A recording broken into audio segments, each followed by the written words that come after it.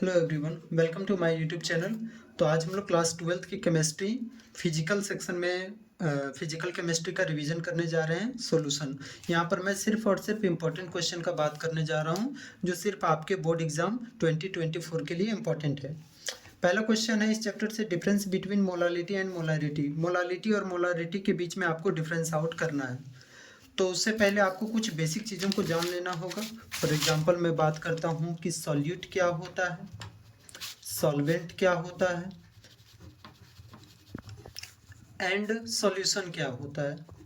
Solute, solvent and solution, ये सभी आपका बेसिक चीज़ें हैं, ये जान पाइएगा तभी आपको मोलालिटी और मोलारिटी कंसेप्ट पूरा अच्छे से समझ में आएगा।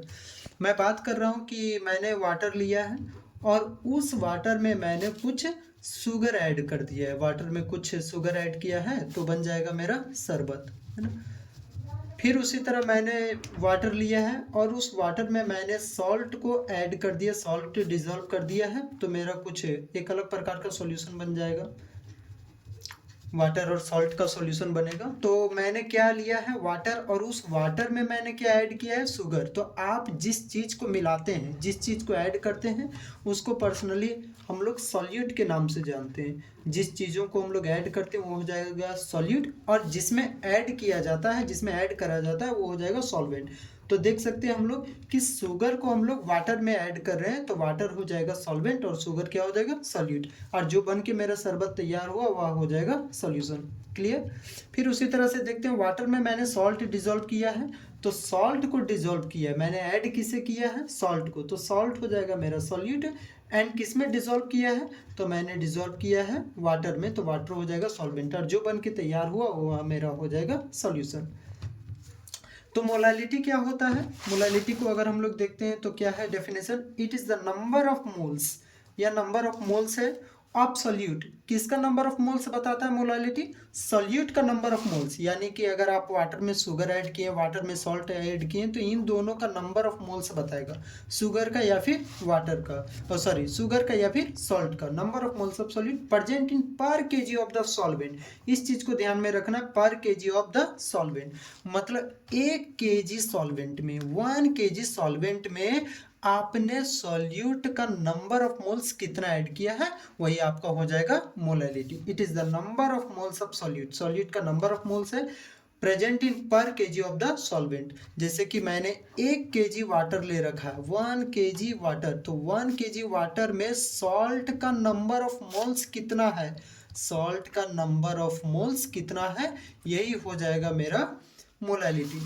इसको हम लोग डिनोट करते हैं, it is denoted by small M, छोटा एम के साथ इसको डिनोट किया जाता है। तो फॉर्मूला हो जाएगा मोलालिटी का, number of moles to the weight, उसका मास, किसका मास हो जाएगा, सॉल्वेंट का मास। सॉल्वेंट आपने क्या ले रखा था, वाटर।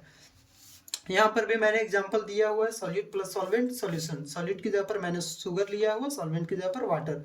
जब शुगर को मैं वाटर में डिसॉल्व करूंगा तो मेरा शरबत बनेगा, शरबत सॉल्यूशन हो जाएगा, सॉल्वेंट हो जाएगा वाटर, और सॉल्यूट हो जाएगा शुगर। तो फॉर्मूला मोलालिटी का number of moles to the given mass, इसका मास हो जाएगा मास ऑफ सॉल्वेंट, सॉल्वेंट का मास यानी कि वाटर का मास।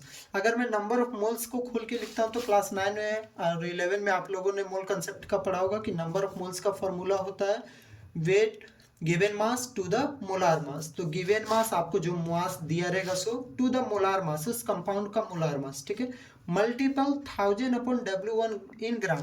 यहाँ पर मैं ग्राम में लिया हूँ, इस कारण से इसे मैं 1000 से मल्टीप्लाई कर दिया हूँ।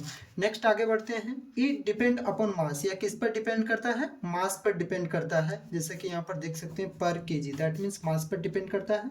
और जो हम लोगों को पता है कि मास जो है वो कभी भी टेम्परेचर पर डिपेंड नहीं करता है, तो इसका हो जाएगा it does not depend upon temperature. तो इसका क्या हो जाएगा, कितना हम लोग पॉइंट लिख सकते हैं, एक तो डिफरेंस हो गया, सेकंड पॉइंट आपको इसका डिनोशन लिख देना है, थर्ड पॉइंट में आपको इसके लिए फॉर्मूला लिख देना है, m is equal to molality का number of moles to the solvent का मास, ठीक है। फोर्थ पॉइंट में आपको क्या लिख देना है कि यह किस पे डिपेंड करता है, तो किस पे डिपेंड कर रहा है, मास पर, but does not depend upon temperature, in temperature पर डिपेंड नहीं कर रहा है।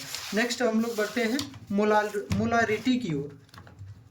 नेक्स्ट है मोलारिटी। मोलारिटी क्या होता है? It is the number of moles of solute, solute का नंबर ऑफ मोल्स। अभी मैंने सॉल्यूट बताया हुआ था कि जैसे कि मैंने वाटर लिया हुआ है और उस वाटर में मैंने कुछ शुगर ऐड कर दिया तो क्या हो जाएगा? शरबत बन जाएगा। तो जो शुगर है वह मेरा हो जाएगा सॉल्यूट और वाटर जो है वह मेरा हो जाएगा सॉल्वेंट। तो ये बोल रहा है कि number of moles of solute present in पर लीटर ऑफ द सॉल्यूशन, मतलब सॉल्यूशन में ये शरबत जो है वो आपका हो जाएगा सॉल्यूशन।